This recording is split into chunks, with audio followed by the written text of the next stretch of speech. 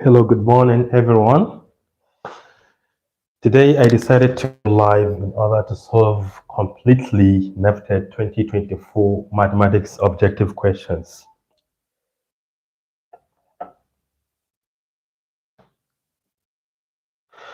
So question number 1 reads, simplify 2 divided by 3 of 7 1 over 2 plus 3 divided by 4 plus 2 1 over 4. And we have available options here. All right, you should know that off here stands for multiplication. But first of all, let us convert this and this into improper fractions. So we have 2 divided by 3 of its multiplication. To convert this number into improper fraction, you take this value right here, 2, you multiply by 7. That will give us exactly 14, then plus 1, that is 15. Then you divide by 2. You add the next time, which is 3 divided by 4. Remember, this is objective questions. Plus 4 multiplied by 2 is 8, plus 1 is 9, divided by 4. All right, according to board maths, we have to start multiplication before going to addition. So we know that 3 can go into 3 exactly 1 time, and it can go into 15 exactly 5 times. Then 2 can go into 2 1 time, and it can go into 2 exactly 1 time. So the whole of this is just 5. So we have 5 plus 3 divided by 4 plus 9 divided by 4.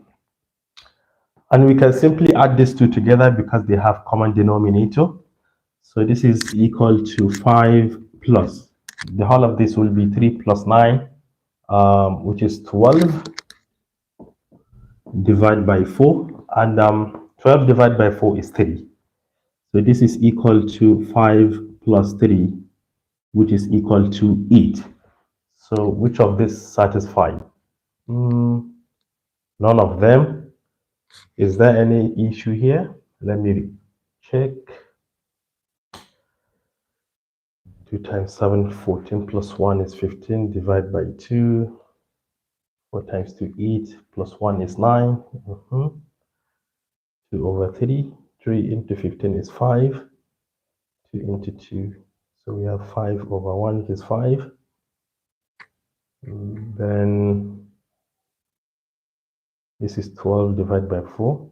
12 divided by 4 is 3. 5 plus. This is 8. So it implies that none of these options will satisfy this. Maybe there is a mistake somewhere else. Or if you figure it out, you can kindly indicate. Now let us move on to question number 2.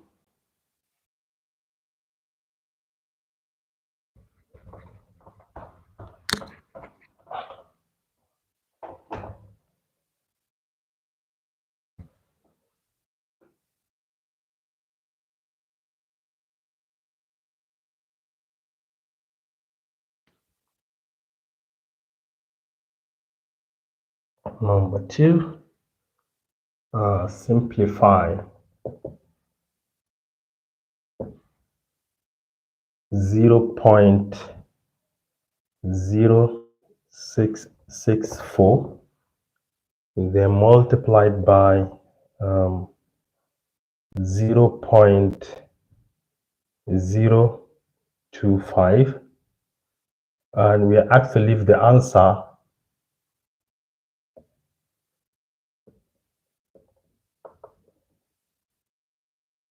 in 3 decimal places, in 3 dp. And we have available options here. A is 0.001, B 0.002, C 0.166, and D we have 0.167. All right, one thing you can always do here, just take your calculator, multiply the two numbers together. As simple as that, because you're allowed to use calculators. So let me find mine here.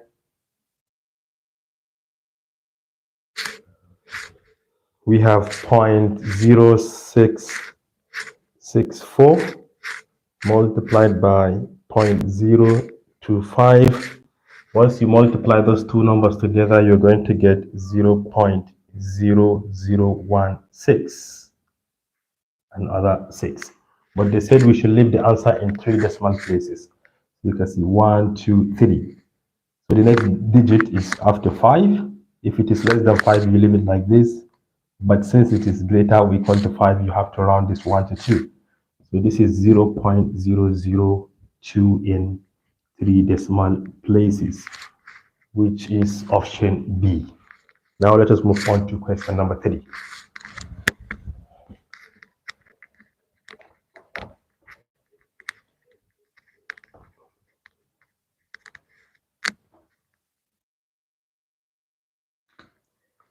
Question number 3. A bag of grains can feed 80 birds for 18 days.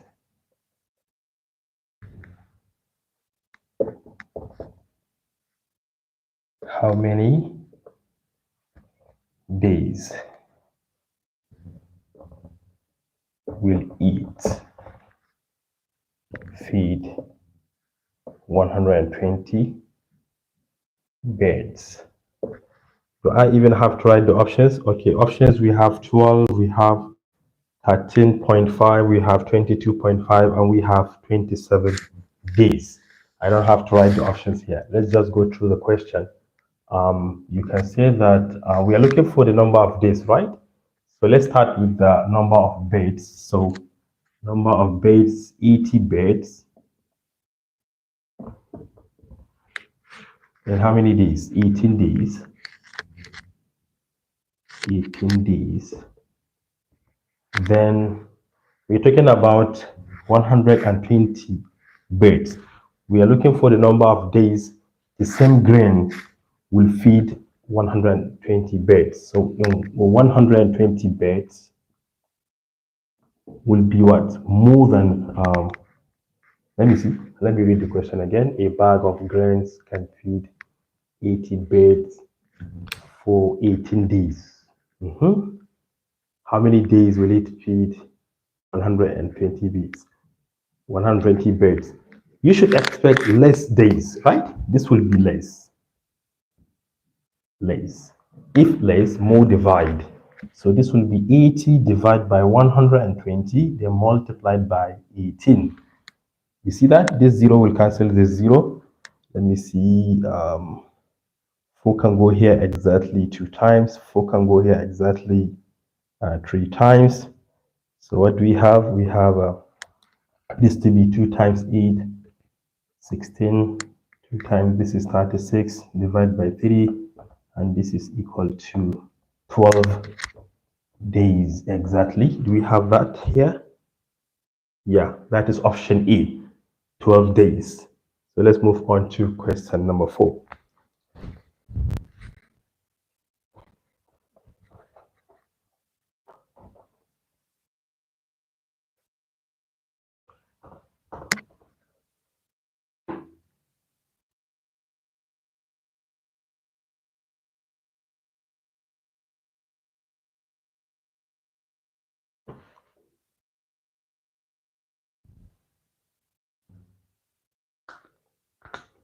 Question number 4, we're asked to express the number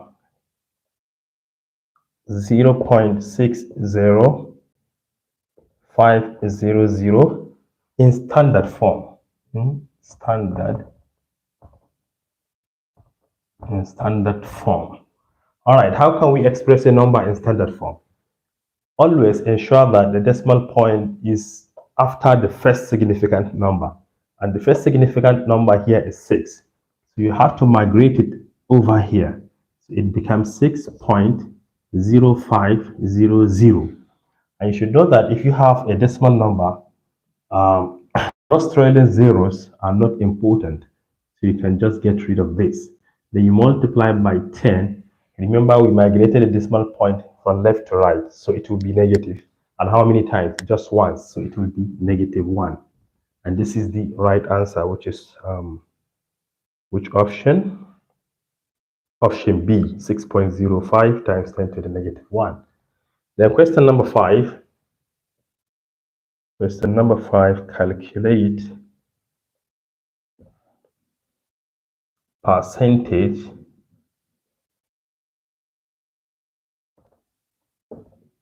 profit if Musa bought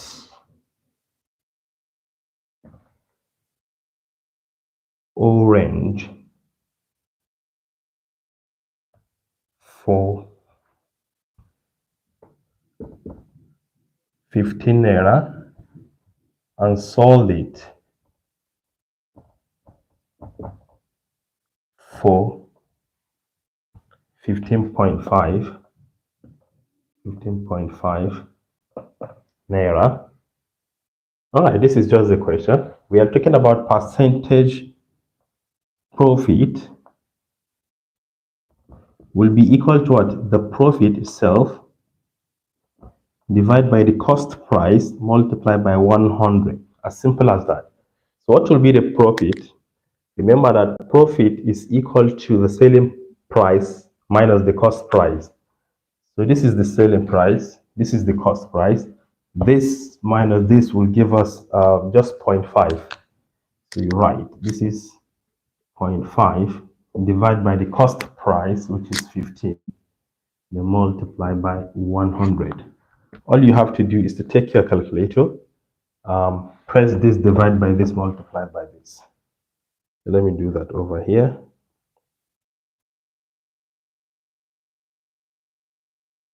0.5 divided by 15, then multiplied by 100. This will give us 1/3. 3 whole number 1/3. And this is said to be the percentage profit. As simple as that. And this is option B. Now let us move on to question number 6. We have 50 questions, so I have to be a little bit fast.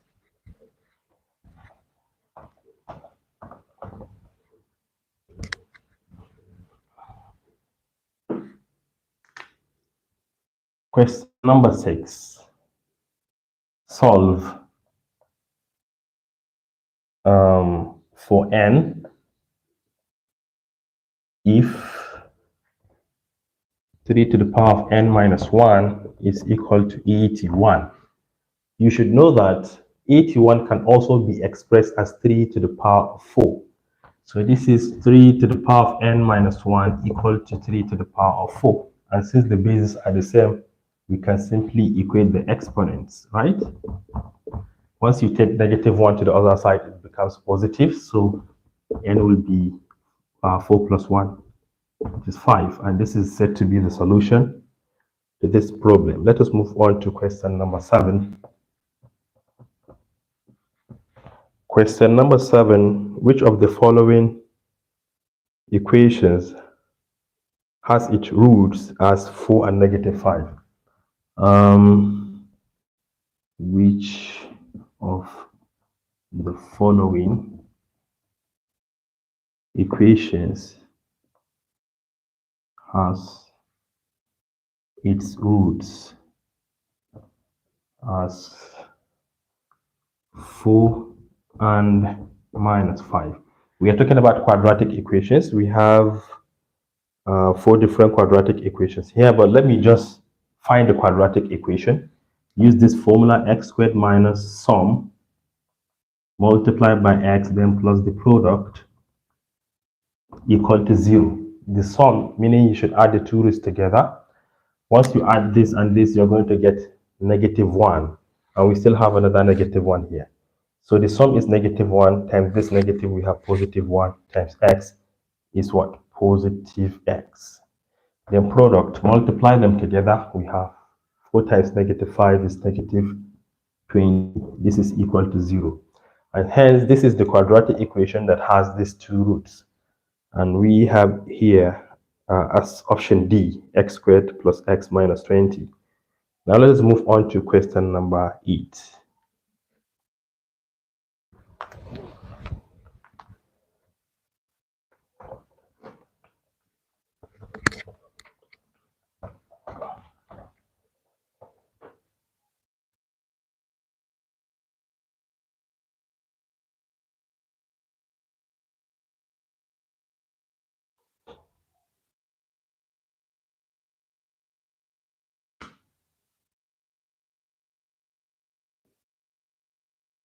Question number 8 reads,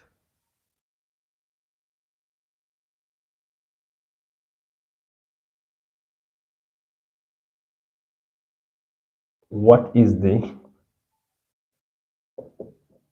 simple interest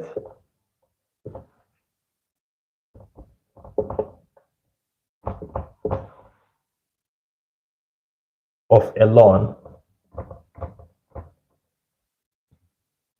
of 5,000 naira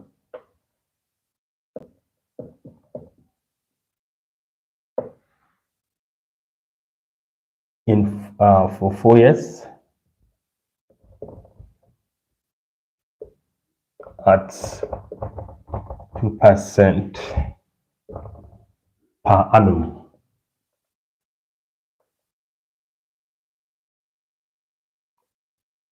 Option A, we have 200, B, we have 300, C, we have 400, and D, we have 500. So you should know that the formulas of simple interest is equal to the principal times the rate times the time. As simple as that. The principal given to us is 5,000. The rate is 2%, and 2% is 0.02. And the time is 4. All right. All you have to do is to take your calculator, take this, multiply by this, multiply by this, and you have to get 400.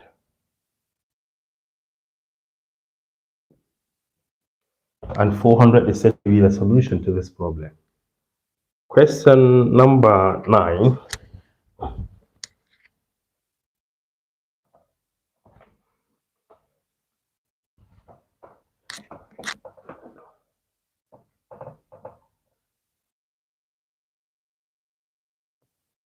Calculate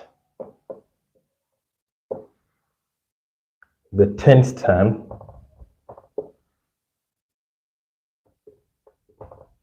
of the sequence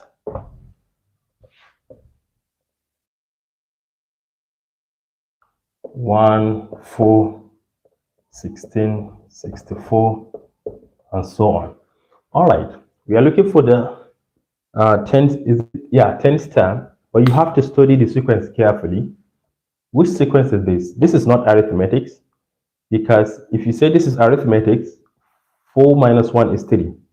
So 1 plus 3 will give us this, but 4 plus 3 will give us 7, not 16.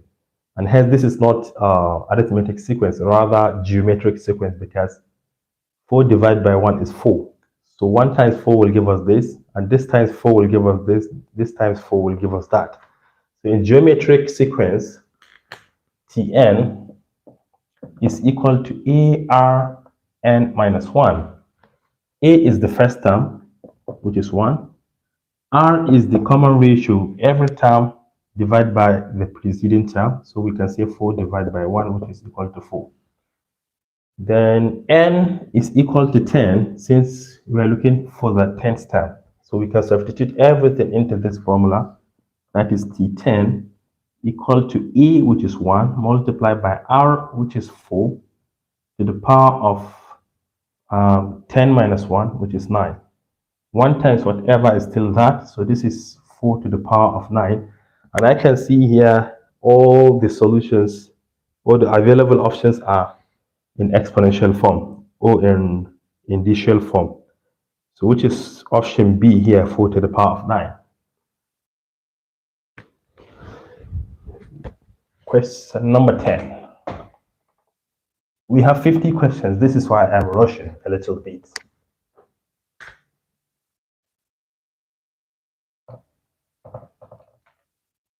X stands for she is tall. Y stands for she is viewed beautiful. Translate into symbolic form. She is tall and beautiful. She is tall and beautiful. So this is what we need to translate into symbolic form. Already we have seen that she is tall is declared with X. She is beautiful is declared with Y. So what is an? An is just this. This is the symbol for an.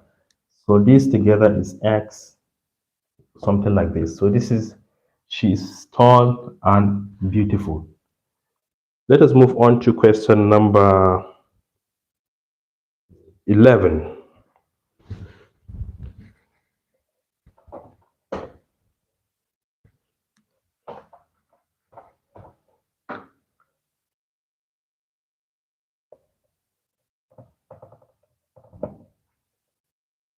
If 16 over 9, X, 1, Y are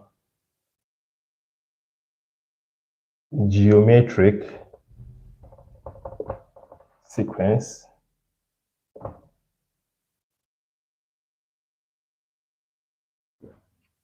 find the sum of X and Y. Okay, in geometric progression, the common ratio is always equal to a term divided by the term before it. If you take X, you divide by 16 divided by 9, it will give you the common ratio. You can say that common ratio again is 1 divided by X. You can say that common ratio is equal to Y divided by 1. So let's simplify this. R here is equal to, once you take this one to the top, it becomes 9x divided by 16. R here remain 1 divided by x, and R here equal to y. All right, how can we find R? Since all of these are equal to R, we can equate this. R equal to this, R equal to this. It means that this must be equal to that. So we can say that 9x divided by 16 is equal to 1 divided by x. Let's cross multiply. This time this will give us 9x squared. This is equal to 16 times 1 is 16. X squared is equal to 16 divided by 9. If you take square root of both sides, you have x to be square root of 16 is 4. Square root of 9 is 3. It should be plus or minus 4 divided by 3. But according to the options here, I think they only take the positive square root. All right, we have the value of x. We need to find the value of y. We can plug in, we can see that r is reciprocal of x. This is x. Reciprocal of x will be 3 divided by 4. So r is 3 divided by 4. And we have seen that y is also equal to r. Therefore, this is also equal to y. So we have just obtained x and y. So what will be the sum of x and y? It will be what? 4 divided by 3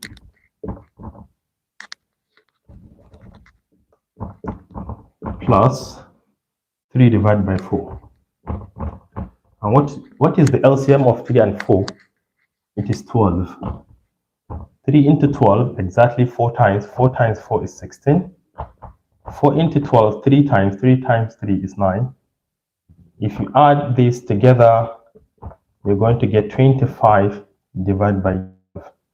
And 12 can divide 25 exactly 2 times with a remainder of 1 out of 12. And hence, this is the sum of x and y, 2 whole number 1 over 12, which is option C. Now let us move on to question number 12.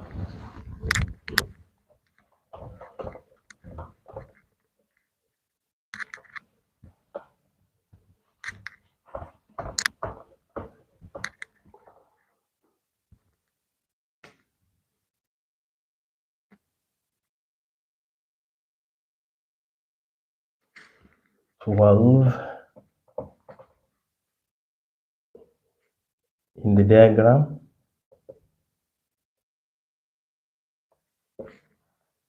angle ABC is 90 degrees. Angle BAC is 30 degrees.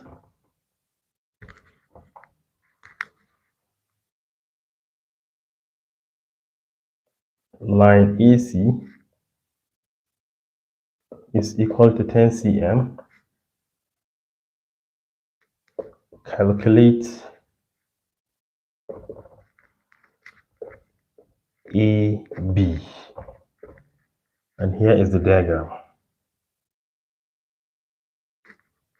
C, B, A, this is 30 degrees according to the question. This is 10 cm.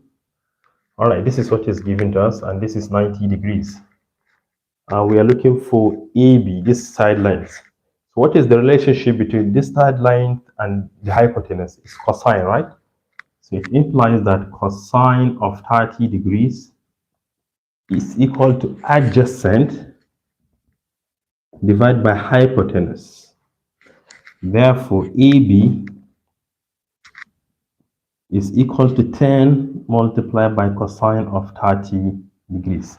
How can we find cosine of 30 degrees if we do not have calculator? You see, this is 0, this is 30. So this will be root 3, because the remaining fingers here are 3, it will be root 3 divided by 2. So this is equal to 10 multiplied by root 3 divided by 2. 2 can go into 10 exactly 5 times, so we multiply by root 3. This is 5 root 3. Final answer. Now let us move on to question number 13.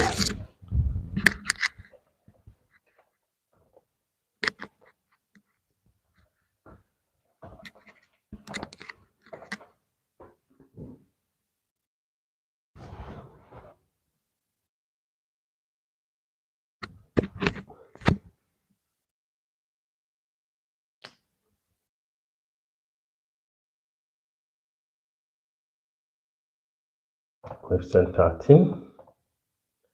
Find the area of rhombus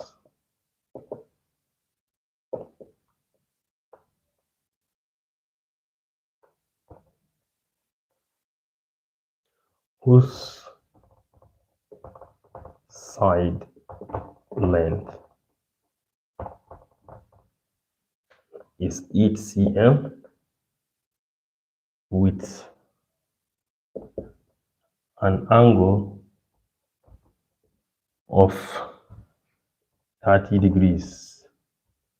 All right. This is how a rhombus looks like. Something like this, right? All sides are equal, so we can just write 1 here. And we are given an interior angle of 30 degrees. So how can you find the area of this figure? You can do that by using this formula. Area is equal to side squared sine theta. As simple as that. Theta is this and side length is s. So this is 8 squared sine 30 degrees. And what is sine of 30 degrees? It's 1 over 2. And 8 squared is 64. 64 times 1 over 2. That is half of 64, which is 32. So this is 32 cm squared, as simple as that. Question number 14.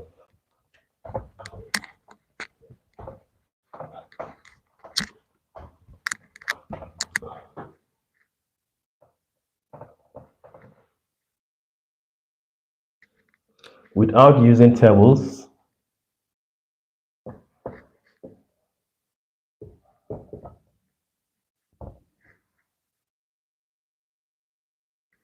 find the value of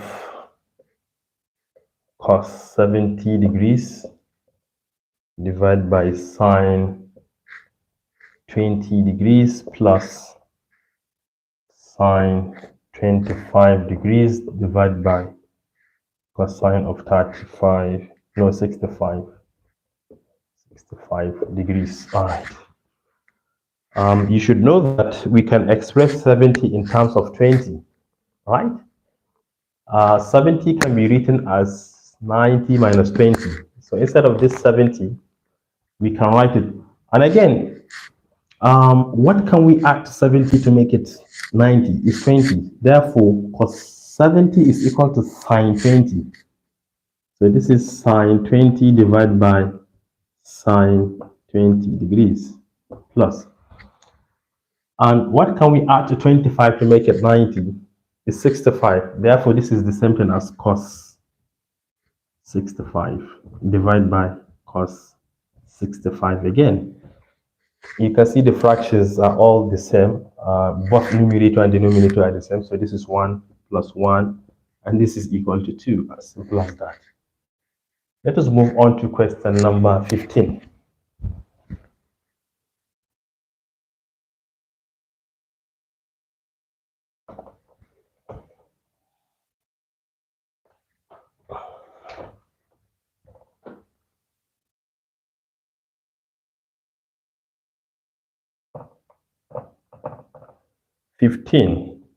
In the equation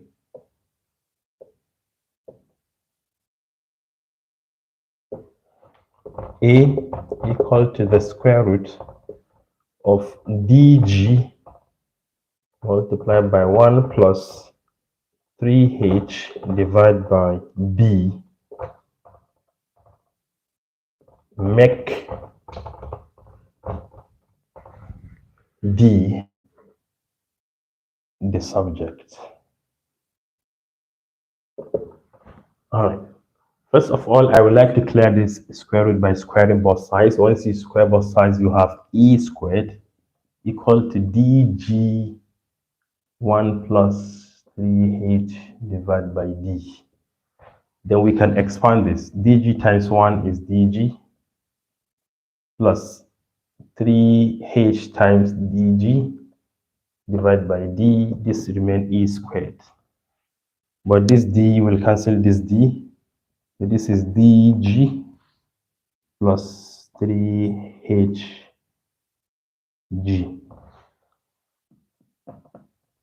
You can bring this one backward. So you have e squared minus 3hg equal to dg.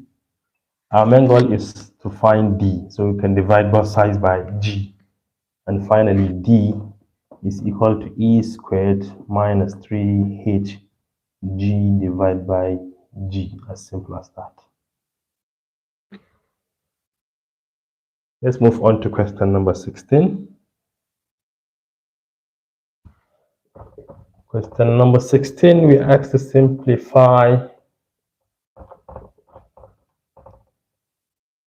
3y plus 1 divided by y plus 3x minus 2 divided by x and minus 5. First of all, let me draw a straight line here. The LCM will be x times y of all of these three terms, because this naturally can be expressed as -5 divided by 1. If you take y, you plug it here, you're going to be left with x. Then take that x, you multiply by the numerator. 3y times x is 3xy plus 1 times x is x plus, you move to the next term, take x, plug it here, you have y, 3x times y is 3x, y minus 2 times y is 2y, the minus 1 in here is x, y times 5 is 5x, y. All right, let's see. 3xy plus 3xy, that is, am I making any sense here? Oh, sorry, this should be 2, sorry, this is 2. This is 2, this is 2. So 2xy plus 3xy is 5xy minus 5xy. So this will cancel. What do we have left? Just x minus 2y divided by xy. And we are done. Let's move on to question number 17.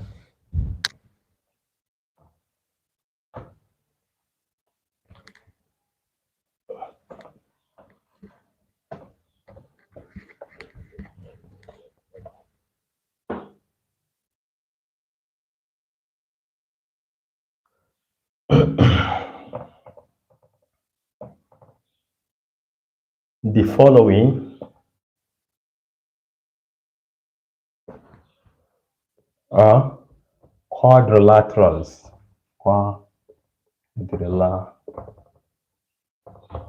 Except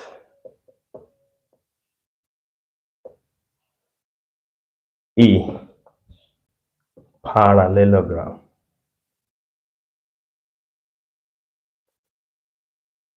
B, rectangle,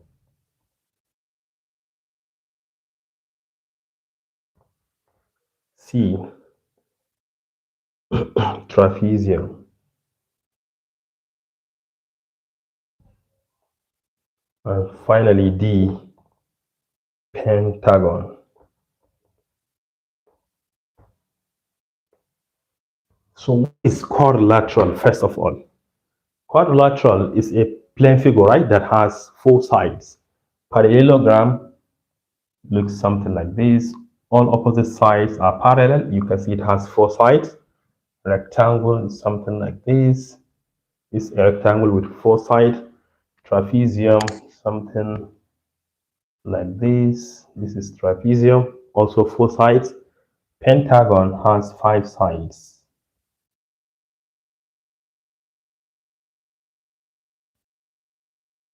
So pentagon is the only plane figure here that is not rectangle, quadrilateral, sorry.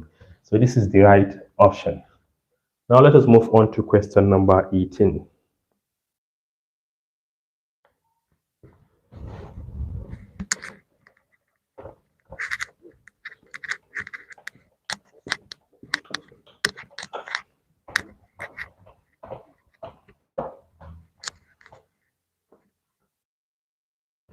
Question number 18.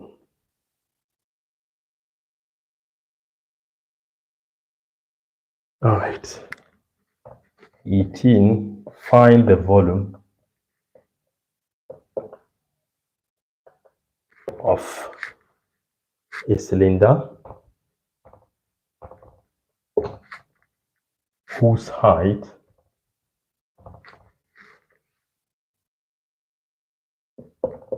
is 10 cm and radius 7 cm. All right, you should know that volume of a cylinder is equal to pi r squared h. You know, in Nigeria, we commonly use 22 divided by 7 whenever the pi is not given from the question. So this is 22 divided by 7 multiplied by radius squared, 7 times 7, right? And multiplied by the height, which is 10. So you can see that 7 will cancel 7. We have 7 times 2 is 14. 7 times 14 plus 1 is 15. Then you have to multiply by 10 to make it 1,540. Oh, I beg your pardon. all our options are written in terms of pi. So instead, let us change this to pi. If this is pi, we have 7 times 7, 49, times 10, 490. So this is 490 pi, cm cube. Which option is that? 490 cm cube. Okay, it is in meters, sorry. What's wrong with me? This is meters, this is also meter, so this will be meter as well. Meter cube, which is option C. Now let's move on to question number 19. We have a long way to go. We have 50 questions altogether.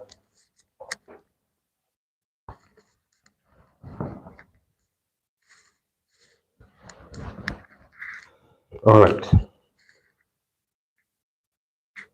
Question number 19. Calculate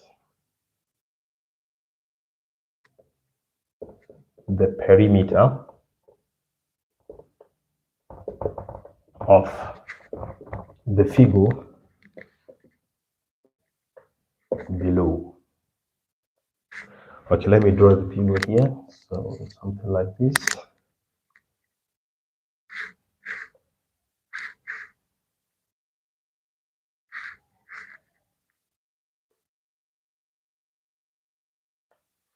Something like this. This is 2 cm. This is 1 cm. This is 3 cm. This is 0.5 cm. This is 5 cm. And this is 2 cm. All right, we are looking for the perimeter of this figure. Perimeter is nothing but what? The distance around a given figure. So we have to add this plus this plus this plus this plus this plus this plus this plus this all around. So let's begin. Perimeter P equals, we have 2 plus 1 plus 3 plus 0.5 plus 5 plus 2. Now what about this? You can see that from here to here will be 5. So we have another 5 here. Then from here down here will be equivalent to this, which is 3 plus 3. Okay. Then lastly here will be equivalent to 2. So we have plus 2. Then what about this? You can see that this will be equivalent to 2 as well. This will be equivalent to 0.5 and this will be equivalent to 1. So we have 2 plus 0.5 plus 1. So let's add up. I have already added everything here, so let me just tell you the answer is 27. 27 cm. So the perimeter of this figure is 27, but you can still add it to confirm. Now let us move on to question number 20.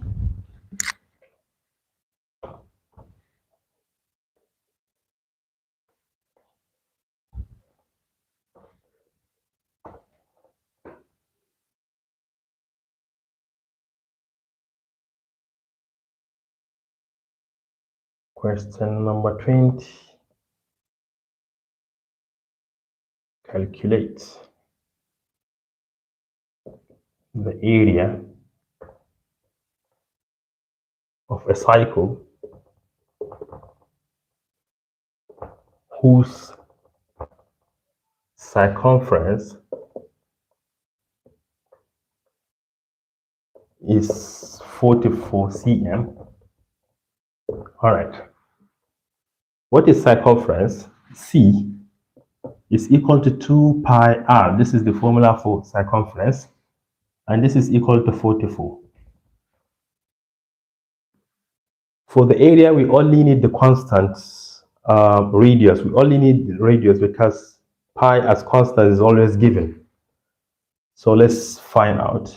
Divide both sides by 2. We have pi r equal to 44 divided by 2 is 22. Then r will be equal to 22 divided by pi, but pi is 22 divided by 7. So this is 22 multiplied by 7 divided by 22.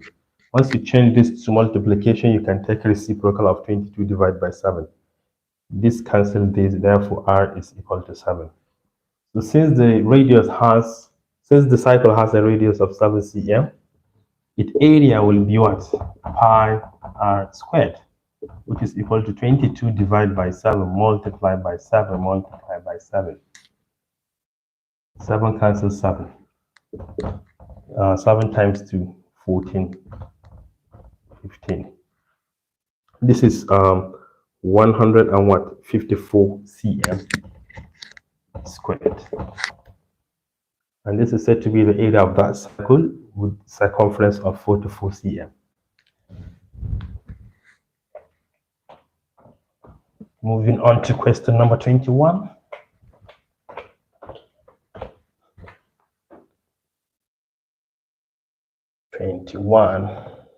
Calculate the value of x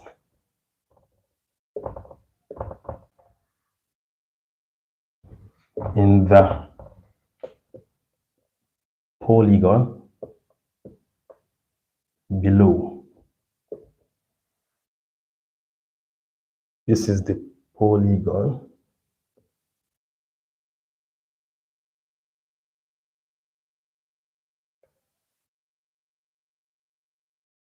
This side line, this angle is 2x. This is 4x. This is 2x. This is 90 degrees. And this is x. How many interior angles? 1, 2, 3, 4, 5. What will be the sum of all the interior angles of a pentagon? If you don't know, you can always use this formula, which is n minus 2 multiplied by 180 degrees. N here is 5, so we have 5 minus 2 multiplied by 180. This is 3 multiplied by 180. 3 times 0 is 0. 3 times 8 is 24. And this is 540.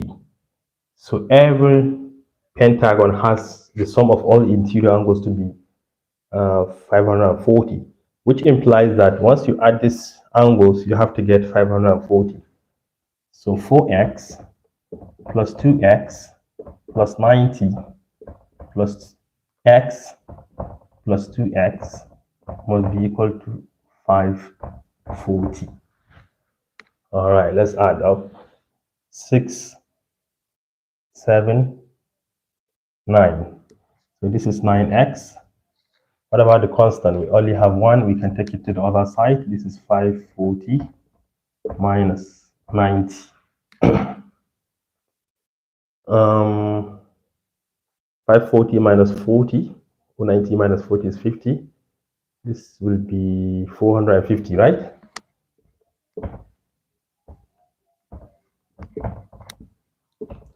So finally, we take x, where we divide both sides by 9. I hope you got what I've done here. This is the sum of all the interior angles. So after adding the variables, I got 9x. And this is 90. I take it to the other side. And this minus this equal to this. We divide both sides by the coefficient of x to have this. 45 divided by 9 is it 5?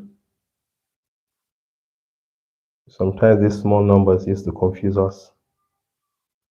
45 divided by 9. Yeah, it's indeed 5. Times 0, we have 50 here. So x is 50. Which option is that? Let me check. Option A. Now let us move on to question number 22.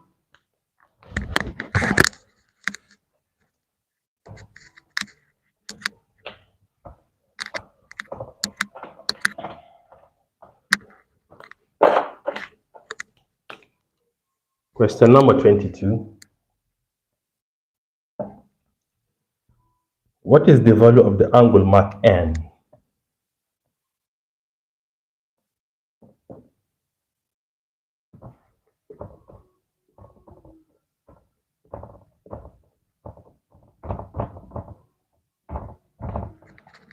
What is the value of the angle mark N degrees?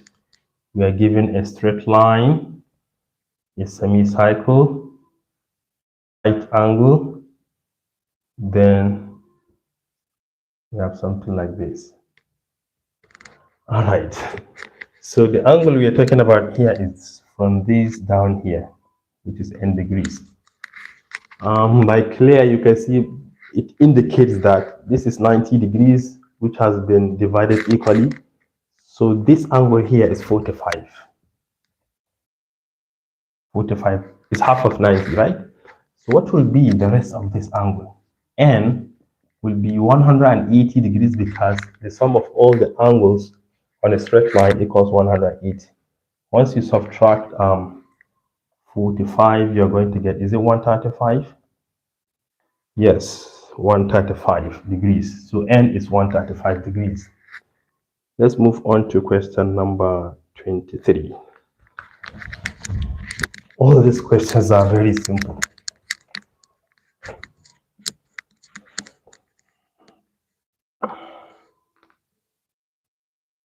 In the figure,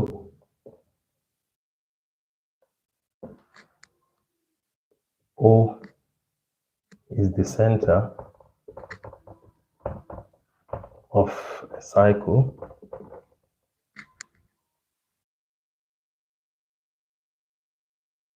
and angle POR equals 126 degrees. Remember, these are objective questions. You don't have to show workings all the time. Find angle PQR. So let me draw the diagram. We have a cycle, we have a center, we have something like this.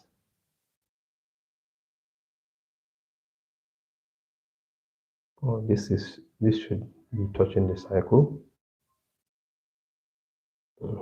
Something like this. So this angle is given as 126 degrees. This is PQR. And what are we looking for? We are looking for the angle PQR, which is this one here. Let me call it X. How can we find it? Let me show you two different ways to find it. You can draw an imaginary angle here at the circumference from the same arc, because we have an arc PR, which subtends an angle to the center. So that angle subtended to the center is always twice the angle subtended to the circumference. So once we divide this into 2, it will give us this. So this will be 12 divided by 2 is 6, 6 divided by 2 is 3. So therefore, this angle will be 63. And if you observe, this is a cyclic quadrilateral. Let me call this S. So SPQR is a quadrilateral in which all the vertices are touching the circumference of the cycle, which implies it is a cyclic quadrilateral. And the opposite angles of a cyclic quadrilateral are supplementary, meaning once you add them together, you get 180 degrees. So this 63 plus that X, which we are looking for, must be 180 degrees. And X will be equal to 180 degrees minus 63 degrees. And this is equal to 117 degrees. This is one way to find it. And secondly, you can find this angle right here at the back. This angle at the back, because this is center, all angle on the center equals 360. So 360 degrees minus 126. This will give us 4. This is 5 minus 2 is 3. This is 2. So this angle will be 234 degrees. And this angle will always be twice this one. As this is twice this one, then this is twice this one. So once you divide this by 2, you have to get this. If you divide this by 2, you have to get 117. If you like, you can do that here. 2, 3, 4 divided by 2. 2 into 2 is 1. 2 into 3 is 1. Remember 1. 14, 7. You see that? So these are the two different ways to find that angle. Let's move to question number 24.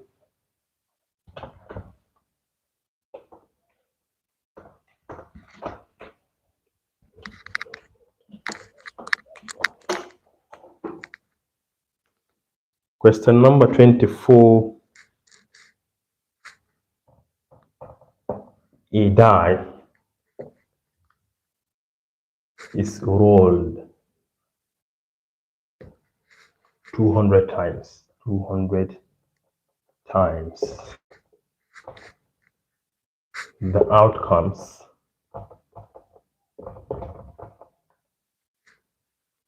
outcomes are shown in the table below.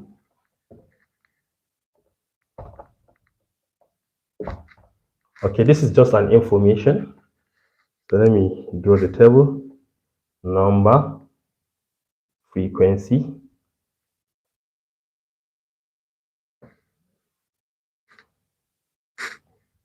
a die has 6 faces. So 1, that is where it indicates a single dot. It appears 25 times in the whole 200 throws. The number 2 appear how many times? 30 times. 3 appear 45 times. 4 appears 28 times. 5 appear 40 times. And lastly, 6 appears 32 times. All right. Question number 24.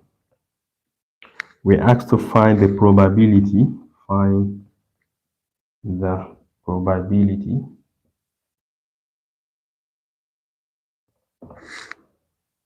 of obtaining 3. The probability of obtaining 3 is 45 out of 200. This is equal to 45 out of 200. This is equal to, take your calculator, press it directly, you're going to get 0.225. 0.225. And this is said to be the probability, which is option C. Then 25, because we are going to use the same information to answer question 24 and 25. What is the probability of obtaining number less than 3? Probability of obtaining number less than 3. All right.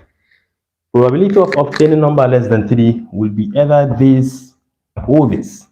So the probability will be either 30 divided by 200, or is plus 25 divided by 200. This is equal to 55 divided by 200.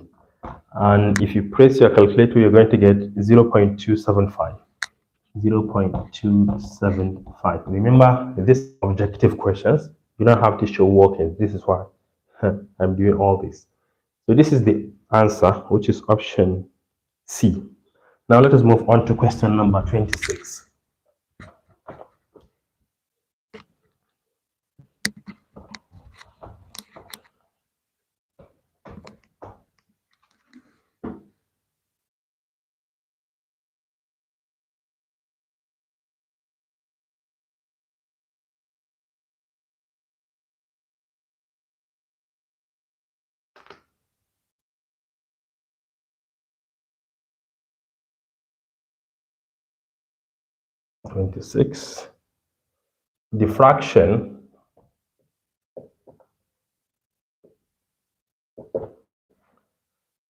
The fraction x squared minus 4 divided by x squared minus 5x plus 6 is not defined when x is equal to question mark. So whenever you have a rational function, that rational function is said to be undefined only if and only if the denominator is equal to 0. So we would like to find those values of x that can make the denominator equal to 0, and hence that is said to be the solution to the problem. So let's take the denominator x squared minus 5x plus 6, set it to be equal to 0. Think of two numbers you can multiply to get 6, which is the constant, but once you add them together, you get -5. The numbers are -3 and -2. So we have x minus 2, x minus 3 equals 0. We are going to set each factor here to be equal to 0. It is either x equal to +2 as -2 crosses over, or x equal to 3. So these are the two values that can make the whole system here to be undefined.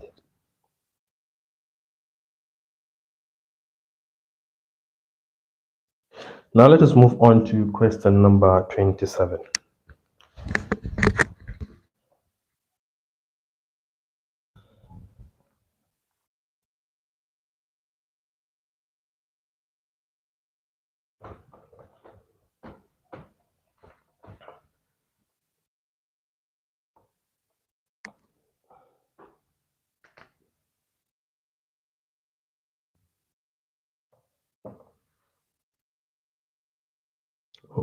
We are given a graph. Let me see if I can draw it.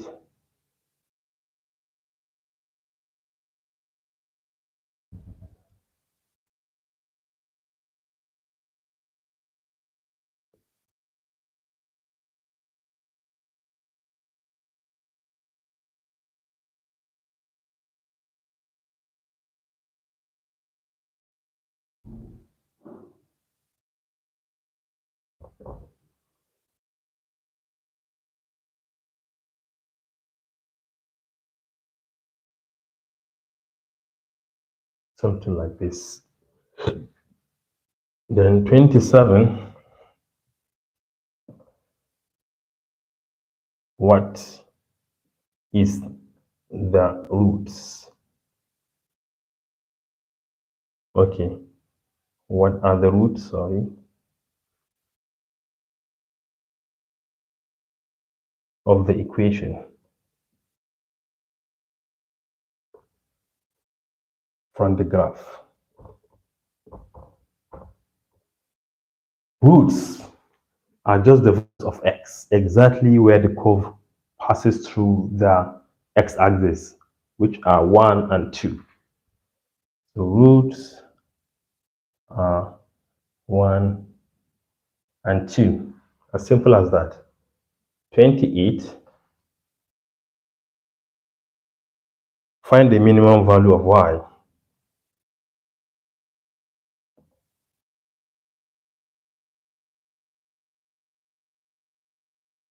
Minimum value of y is exactly where the parabola takes a turn. I cannot draw the imaginary lines, those small lines on the graph, but according to what I'm seeing here, the minimum value is 0.2, negative 0.2. That's exactly where it takes a turn at this point.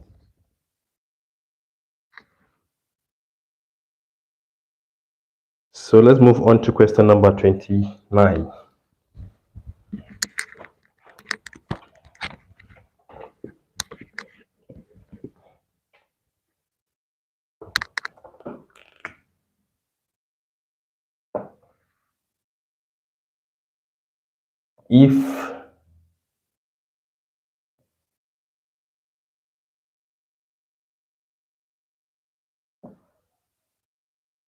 If theta is from 0 to 180 degrees and cos theta is equal to negative 0.5, find the value of theta, which is an angle. I'm going to show you two different ways to do that. The first one, just take your calculator, press cosine inverse of both sides. If you have cosine of theta as negative 0.5, if you take cosine inverse of the left hand side, you have theta. You take cosine inverse of the other side, negative, and this will give us 120 degrees. So theta is 120 degrees. So what if you don't have calculator? Remember that we have some special angles like 0, 30, 45, 60, 90, and so on. All these are special angles, especially those in the first quadrant. So you should know that we are talking about from 0 to 180 degrees. We are looking for our solution only within this range. You should know that, again, cosine always depends on x-axis. So x here is positive, but x values here are all negative. Remember your axis. So we are going to take a reference angle. If we assume that this is positive, it will be somewhere here. This is going to be positive 1 over 2. But once it comes to the other side, it becomes negative 1 over 2. So the question you need to ask yourself, cosine of what angle will give us 1 over 2? Is definitely 60 degrees. And this angle right here will be 180 minus 60. Did you understand? Because from here down here will be what? 180 degrees less than, because this small angle here is equivalent to 60 degrees. So if you're looking for the angle from 0 to this position, it would be 180 minus 60, which is 120. Now let us move on to question number 30.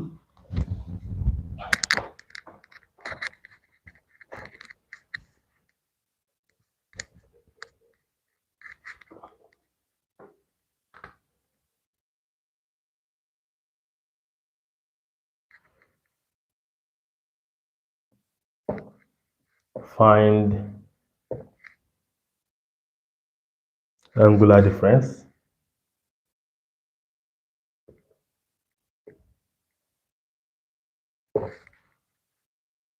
between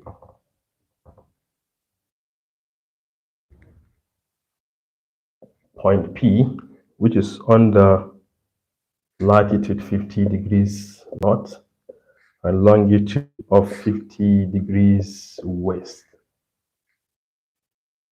and point Q, which is on the same latitude but a longitude of 150 degrees west. All right, we are looking for the angular difference. We are talking about the longitude because you can see they are on the same latitude but different longitude, but yet within the same position. Because if you sketch this, this is the equator, 50 degrees north, this is north, this is south, this is east, and this is west. So 50 degrees north, something like this, and 50 degrees west, something like this. So this is the point of intersection, you call this P. Then 150 degrees west, because they are on the same latitude. So this point here will be our Q. So we are talking about angular difference. You can see they are within the same location, west-west. So whenever you have your direction to be within the same location, you take the difference, you take absolute difference. That is 150 minus 50. And this is equal to 100, right? 100 exactly, 100 degrees. But suppose this is west and the other one is east, then you add them together. But if they are within the same location, you subtract and take the absolute value.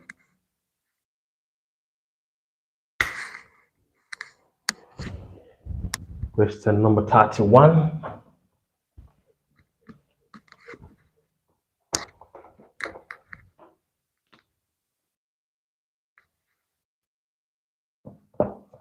A ladder is of length 12 cm, is laid against the wall, vertical wall,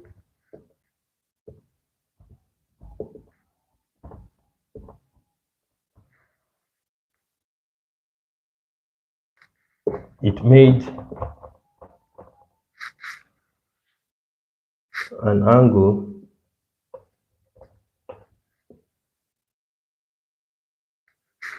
of 60 degrees with the horizontal line.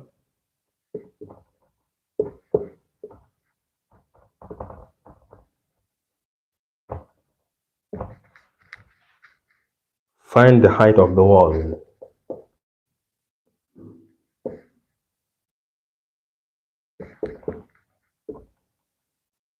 All right, let's assume this is the wall, this is the ladder. So it forms what, an angle of 60 degrees here with the horizontal line. And this ladder is 12 cm. So we're looking for the height of the wall. What is the relationship between the hypotenuse side and the opposite side? It's sine. So sine of 60 degrees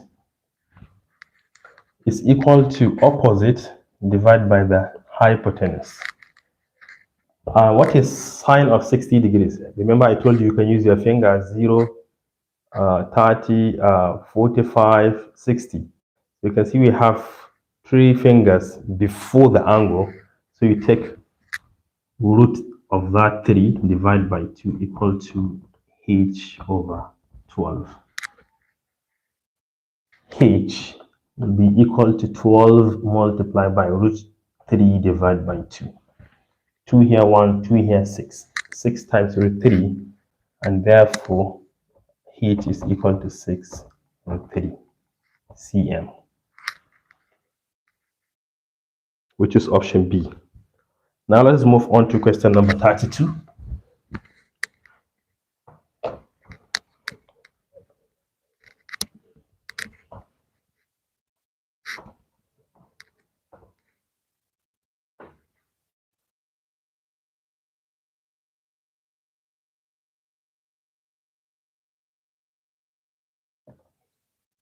A fair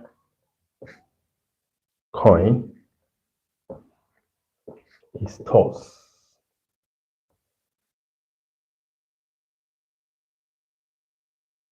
once and a card is drawn from a pack of 52. Find the probability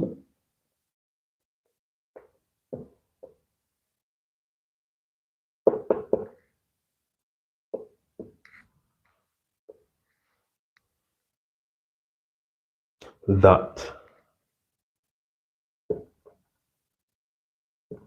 a head and ace will result. This is the question. You see that we have 2 events here. They're independent, right? For the coin, the outcome, or let me say the sample space, I don't even have to write the sample space because this is objective. I know that it is either head or tail, but we are talking about head, which is just 1 out of 2. Multiply because they say and. The probability of drawing an ace from the card of 52. Ace, there are just 4 in number out of 52. 2 can divide 4 exactly 2 times. 2 here will be 26. 2 cancel 2 and 2 cancel 2. All we have here is 1 divided by 26. And this is said to be the probability. And I can see it is option D here. Question number 33. Can I write it here?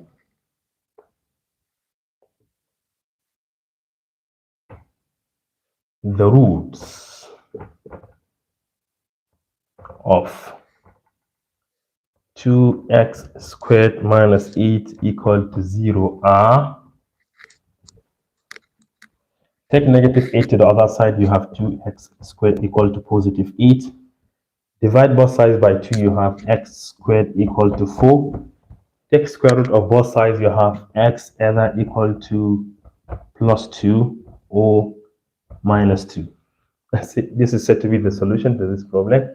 You don't have to write plus here. So x is either 2 or minus 2, which is option E. Let's move on to question number 34.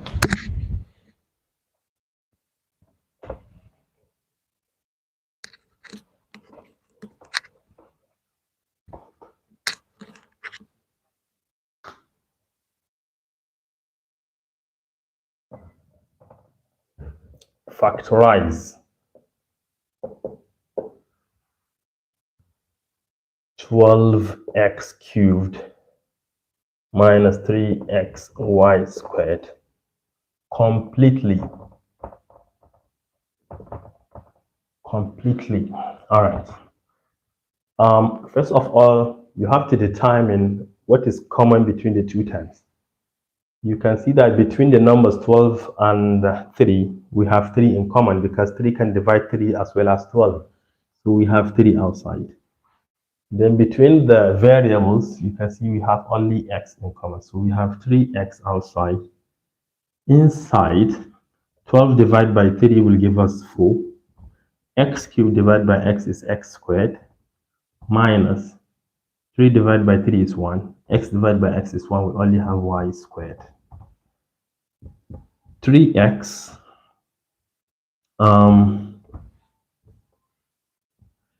4x squared is the same thing as 2x whole squared because 2 squared is 4, x squared is x squared minus y squared. What can you remember? Difference of 2 squares. If you have a squared minus b squared, this is equal to a minus b multiplied by a plus b. You can say a plus b multiplied by a minus b, all the same. So we can apply the same principle here. This is 3x multiplied by 2x minus y, or plus y, all the same, multiplied by 2x minus y. So we have successfully factorized this completely. This is the factorized version of this. Now let us move on to question number 35.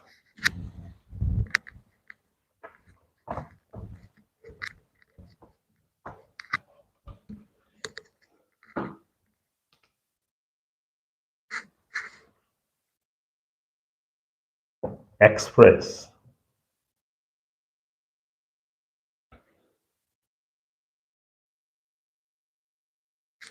7 divided by 19 as percentage. Just take your calculator. Press 7 divided by 19. Whatever you got, multiply that by 100, and you shall obtain 36.8%.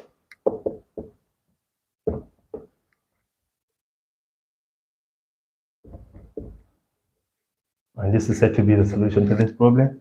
Question number 36. Given that x equals -1 divided by 2, and y equal to 4.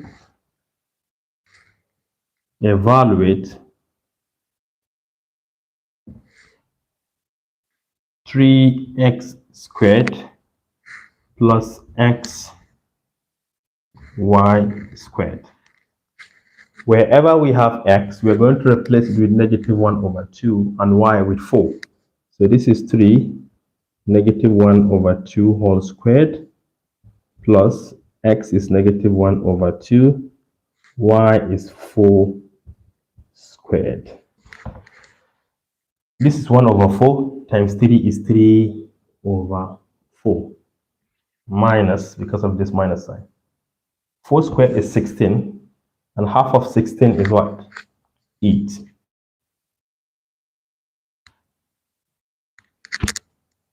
Um, 4 times 8 is -8 is -32. Plus 3, that is -29, right? So this is -29/4. Which is which option? Okay, but this is written in mixed number. So to do that, you have to count the number of times 4 can divide 29, which is exactly 7 times, because 7 times 4 is 28. -7. What is left? 1/4. This is said to be the solution to the problem. Then question number 37.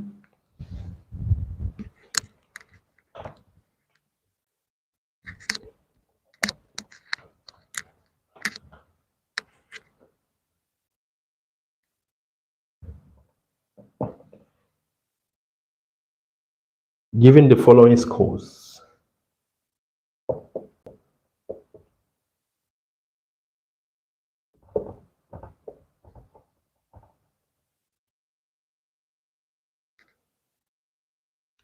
three, 8, 15, 90, 10, 5, and 70. Find the range.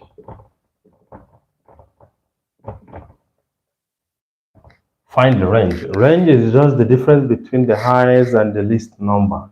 The highest here is 90. The least here is 3. Right? This is 87. Exactly. 87 is said to be the range of these values. Moving on to question number 38, but this question number 38, I'm not going to solve it because it is not clear. Let me show you how it looks like. We are given a diagram like this.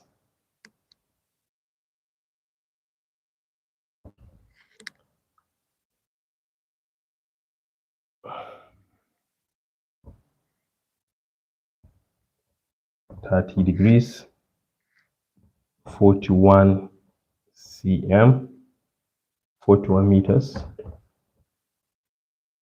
Here is 5 meters. My first problem with this question, but let me write the question. Solve for angle XZY. XZY. My first problem with the question, the angles on the diagram has not been indicated. We don't know which is X because we have 2 missing angles here. And secondly, you can see that this is the longest side, but it's 5 meters according to the question. But this is 41 meters. I think there's something wrong with this question. But still, if you want to find this angle, you can go ahead and do that. You can apply sine ratio. 5 divided by sine theta is equal to 41 divided by sine 30. Then you make theta the subject and solve. But I'm not going to solve this question. Let's move to question number 39.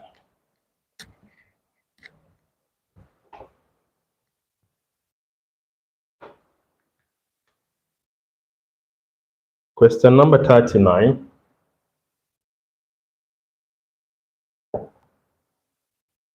In a right angle triangle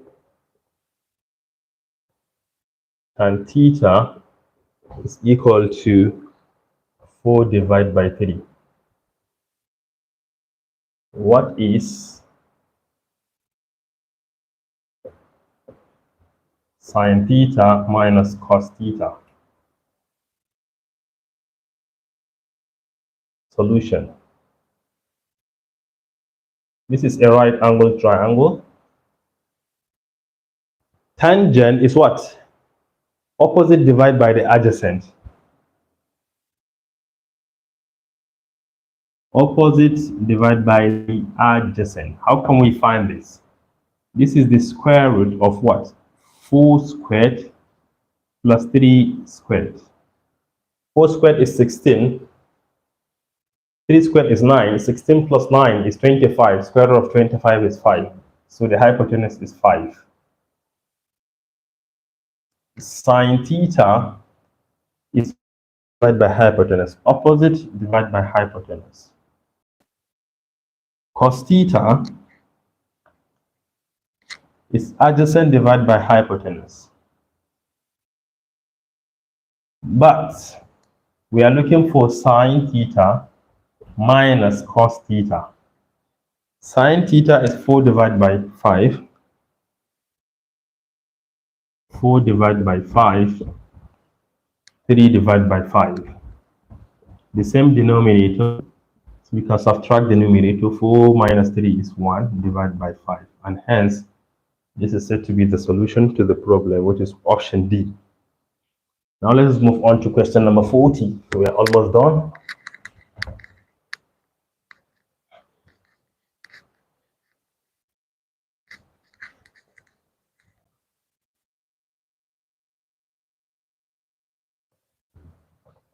Question number 40.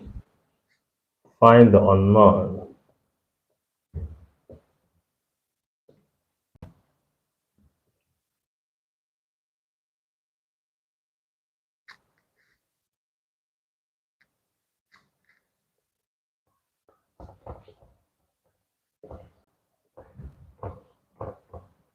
Find the unknown marked angle P. We have parallel lines. 1, 2, 3. All these lines are parallel. Then we have something like this. This angle here is 50 degrees.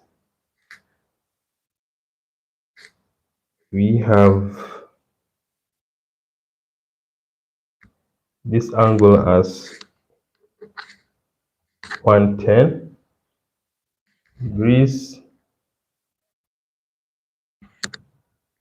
And we are looking for this angle P. All right, let's get started. You should know that this angle and this angle are corresponding angles, and corresponding angles are equal. So this is 110. Next, this angle and this angle are equal. We call them alternate angles. So this is 50 degrees. And if you pay attention, this is a triangle. Right? This is a triangle. And that 110 degrees is an exterior angle of this triangle. So an exterior angle of a triangle is equal to the sum of those two interior opposite angles. So exterior angle is equal to 50 plus P. And P is equal to 110 minus 50. And this is equal to 60 degrees. Therefore, angle marked P is 60 degrees, which is option C.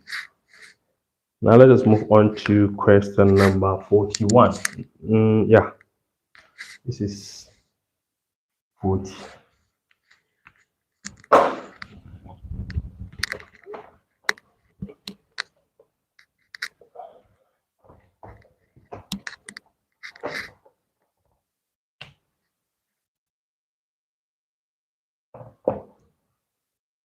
an arc of length 22 centimeter sustains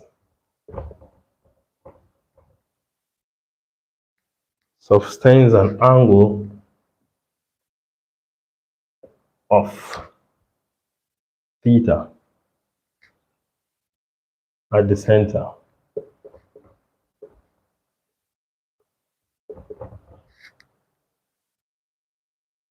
of a cycle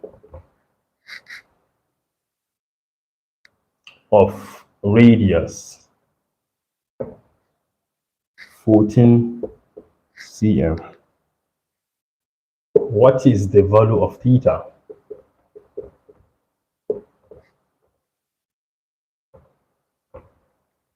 All right. What is the value of theta? Let me see. Do we even need to construct it? Let's sketch it. This is an arc, right? And this arc length is 22 cm.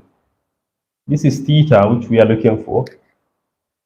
And radius is also given. Let me see. Do we have radius here? Yeah, 14 cm. What are we looking for? Okay, we are looking for the angle. Okay, you should know that the arc length is equal to theta divided by 360 degrees multiplied by 2 pi r. So L, which is the length of arc, is 22.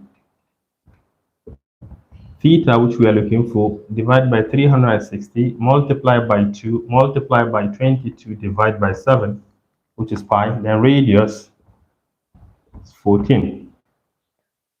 Okay, let's perform some cancellation here. 7 here is 2 times. 2 here 1, 2 here 180. 2 here 1, 2 here 90. 2 here 45. 2 here 11. I think we come. This is 11 divided by 45 is what is left times theta to the other side. So this is 22. 11 divided by 45 times theta. So you can multiply both sides by the reciprocal of 11 over 45. So theta will be 22 multiplied by 45 divided by 11. And 11 into 11 one time, 11 into 22 is 2 times. So we only have 2 times 45, which is 90. And hence, theta is equal to 90 degrees. As simple as that.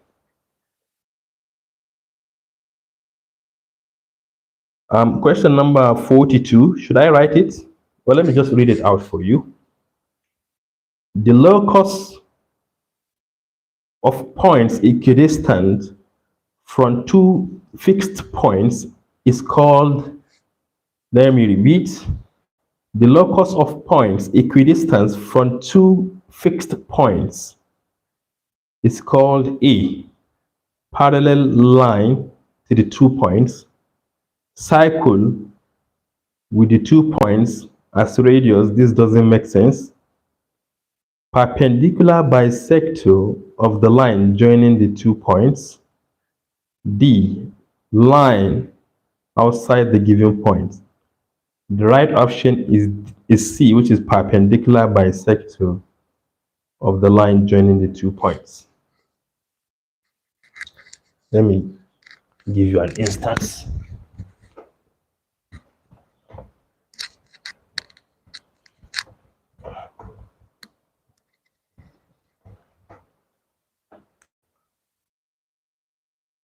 That is 42, right? We have a point here. We have another point here. Locus of a point equidistant from the 2 fixed points is a line that is perpendicular bisector of the line connecting these 2 points. That is just it. 43.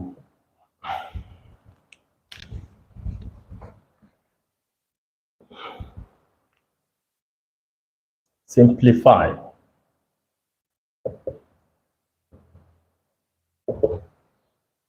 Square root of 72 plus square root of 18 minus square root of 32.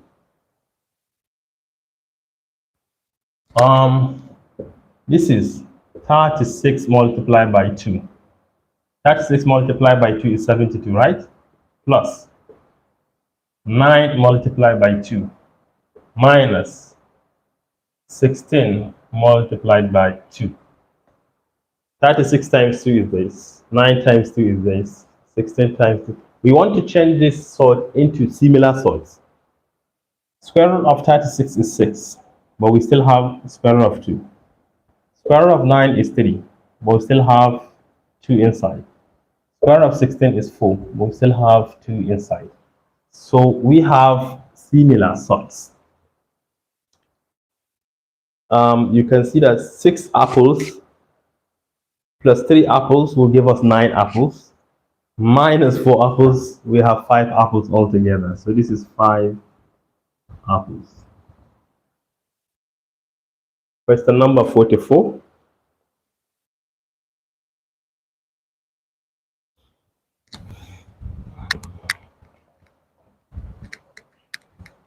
We are almost done.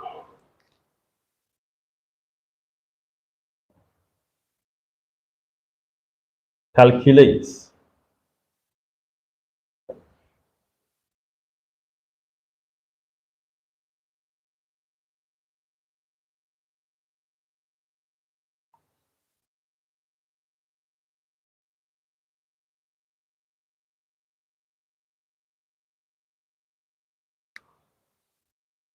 the area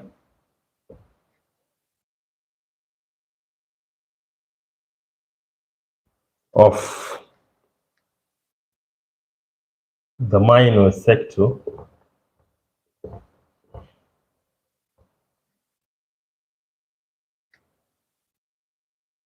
of 6.5 cm. What's this? Or radius? Radius 6.5 cm, which sustains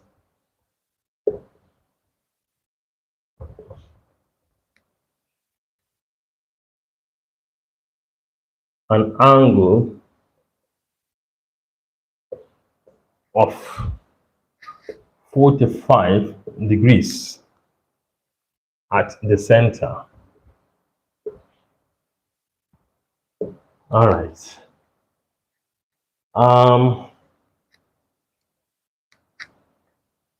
Something like this. If you like, you can sketch the whole cycle, but I just decided to sketch the sector. It sustains an angle of 45. Then what else again? A radius of 6.5 cm. I think that is all. You should know that 45 degrees is 1/8 what? 360. So once you divide a cycle into 8 equal parts, you are going to get 45 degrees each. So the area will be what? Pi r squared divided by 8. Area of cycle divided by 8, because we have 8 pieces of this in a complete cycle. 45, 45, 45, 8 times will give us 360. Or if you like, you can do like this. Theta out of 360 times pi r squared, all the same. Once you plug in theta as 45 divided by 360, you're going to get 1/8. So this is equal to 22 divided by 7 multiplied by r is 6.5 squared multiplied by 1/8. Instead of dividing by 8, you can multiply by 1/8. Then you can use your calculator, multiply everything. 6.6 times 6.6 times 22, whatever you get, divide by 7, press equal sign, divide by 8 again. This will give us 16.6. cm squared. And that's just the area of this minor sector. Question number 45.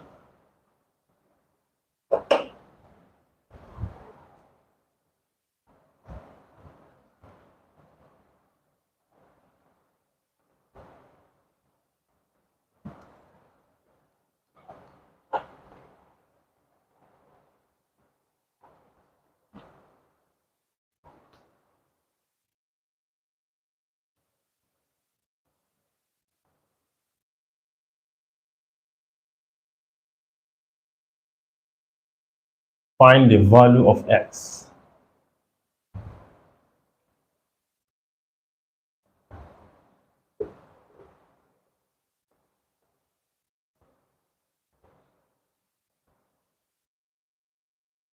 Find the value of x in the figure below.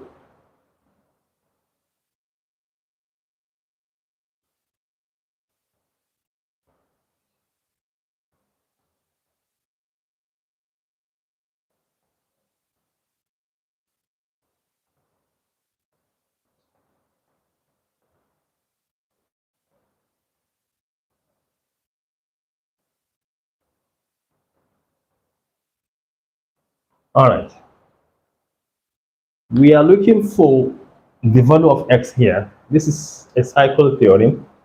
You should know that angle subtended to the center is twice the angle subtended to the circumference, which means that the angle subtended to the center will be 2x. If this is x, this must be 2x. Then you should know that a chord and two radii form an isosceles triangle, and the base angles of an isosceles triangle are always equal. So this must be 47 as well. So I have generated two angles, this and this. And I know that this is a triangle, and the sum of all the interior angles of a triangle equals 180 degrees, which means that 47 plus another 47 plus 2x is equal to 180 degrees. 47 plus 47 will give us 94 plus 2x equals 180 degrees. 2x is equal to 180 degrees minus 94 degrees.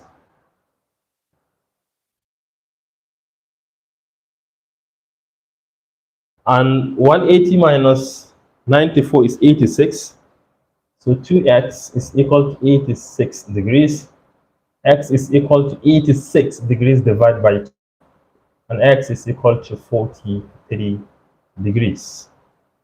Therefore, the solution to this problem is 43 degrees.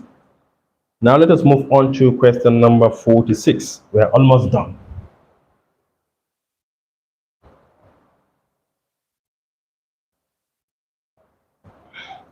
You can always reverse the video if you find anything that you didn't understand.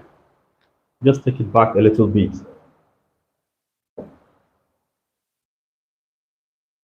Given that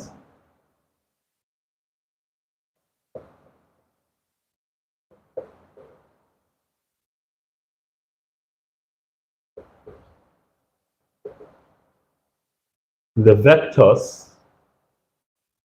3i minus 2j and 4i plus pj are perpendicular,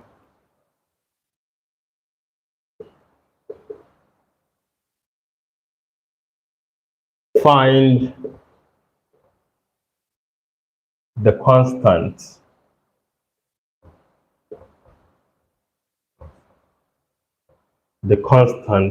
p.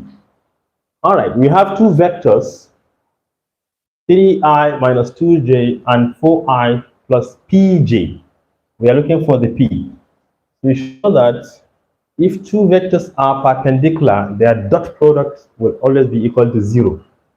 So once you take 4i plus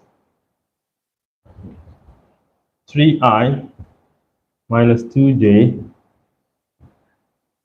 dot 4I plus pj, this will be equal to 0. And how do we perform this multiplication? Let me remind you, if you have ai plus bj dot ci plus dj, this is equal to ac plus bd. Which is this, 3 multiplied by what, 4, then plus negative 2 multiplied by p, and this will be equal to 0. This is 12 minus 2p equal to 0. Once you take 2p to the other side, it becomes positive. So 2p is equal to 12. If you divide both sides by 2, you have p to be equal to 6. And this is said to be the solution to question number 46. Let's move on to question number 47.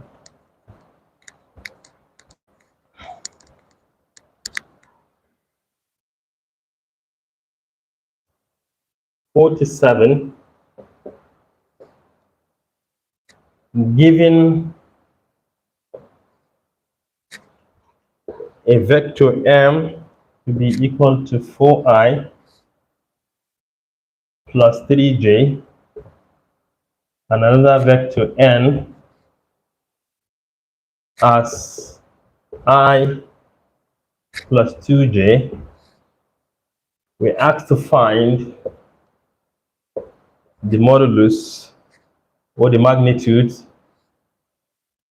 m plus n. All right, first of all, we need to add these two together. M plus n is equal to 4i plus I, that is this plus this, then plus 3j plus 2j. This is equal to, together we have 5 i's here. This is also 5 j's. So we're talking about the magnitude of this. It will be equal to the square root of 5 squared plus what? Another 5 squared without the I and j. This is two quantities of 5 squared. 5 squared is 25, square root of 25 is 5. So this is equal to 5 root 2. As simple as that. Question number 48. We have 3 questions left.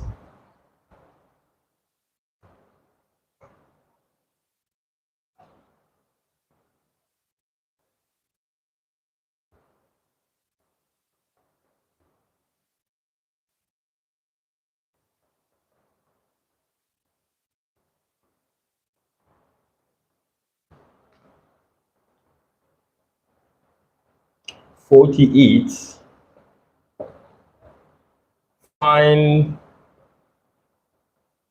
dy over dx if y is equal to 3x squared minus 4x plus 2. We asked to find this if y is equal to 3x squared minus 4x plus 2. Dear examiner, this is not how to write it. It should be dy over dx, because this is partial derivative, please. We are looking for what? The total derivative. So dy over dx will be, this 2 will drop down to multiply 3. We have 6. And you reduce the exponent by 1, it becomes 1. You move. You know, naturally this has a power of 1. If it multiplies negative 4, it's still negative 4. Then that power of 1 minus 1 is 0, and x to the power of 0 is 1. So you don't have to write multiply by 1 here. And derivative of constant is always 0. So this is the solution. Let's move on to question number 49.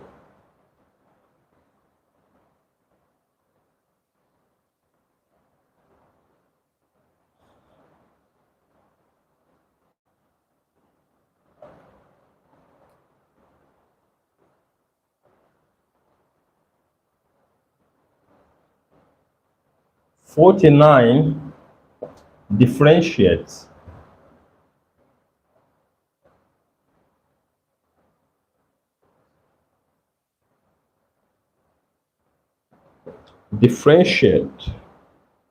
y equals 2x minus 1 to the power of 5.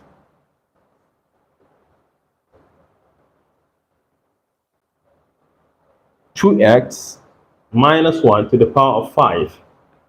So dy over dx is equal to, the power will drop down to multiply 2x minus 1. You reduce the power by 1, it becomes 4. Then you multiply by the derivative of the inside. The derivative of 2x is 2. Derivative of negative y is 0. So once you multiply 2 by 5, you get 10. 2x minus 1 to the power of 4. And hence, this is the derivative of this function. Now let us move on to the last question, which is question number 50.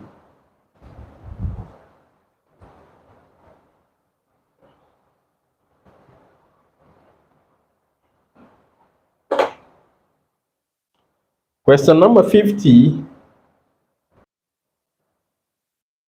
if del y del x is equal to x squared plus 1, find y. Again, the examiner, please, it should be dy over dx equals x squared plus 1. Please, correction. We can multiply both sides by dx so that we have dy equals x squared plus 1 dx. Now let us integrate both sides. You integrate the left hand side, you equally integrate the other side. Once you integrate this, you have y as required because we are looking for y. If you integrate x squared, increase the power by 1, it becomes 3, and you divide by 3, we have 1 over 3 x to the power of 3. And once you integrate a constant, it is as simple as attaching that constant with x. So 1 times x is x. Don't forget, whenever you integrate, in the end, add a constant of integration which belongs to the set of what? Real numbers. And hence, y is equal to 1 over 3x cubed plus x plus c, which is a constant of integration. And this is all about NABTEB 2024 Mathematics Objective Questions. Thank you for watching. Do share to your learning colleagues, and don't forget to subscribe to my YouTube channel for more exciting videos. Bye-bye.